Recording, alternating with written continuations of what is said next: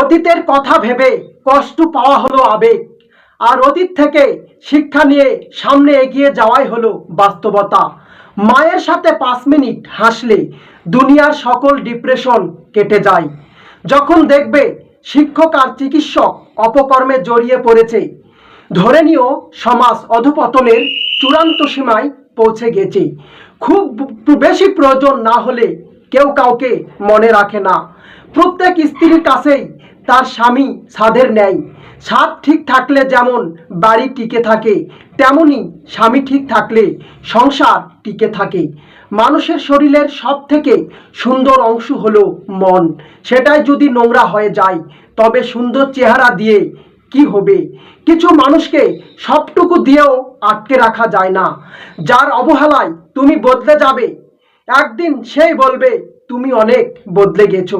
বিষের চেয়েও বেশি বিষাক্ত হয় একটা মানুষের মিথ্যা অভিনয়। সে ছাড়া পুরো বিশ্ব আমাকে ভালোবেসেছিল। মাঝে মাঝে আমারও তাই মনে হয়। ভালোবাসা কি অদ্ভুত, তাই না? যে মানুষটা তোমাকে চায় তাকে তুমি চাও না, আর যাকে তুমি চাও সে তোমায় চায় না। তুলসী পাতা ভেবে তুমি দিবে যাকে মন, কচু পাতা বানিয়ে দিবে তোমার এ জীবন।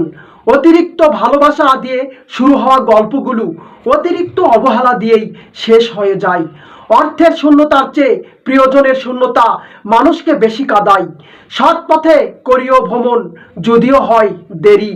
অসৎ নারীকে করিও না বিয়ে, যদিও সে হয় পরী। সময় আর অবস্থা যে কোনো সময় পাল্টে যেতে পারে, তবে সত্যিকারের সম্পর্ক, সত্যিকারের বন্ধু কোনোদিনই পাল্টায় না। যত বড়ই শিক্ষিত হয়ে থাকুন না কেন, মানুষের সাথে সুন্দরভাবে চলতে না পারলে সেই শিক্ষা কোনো দাম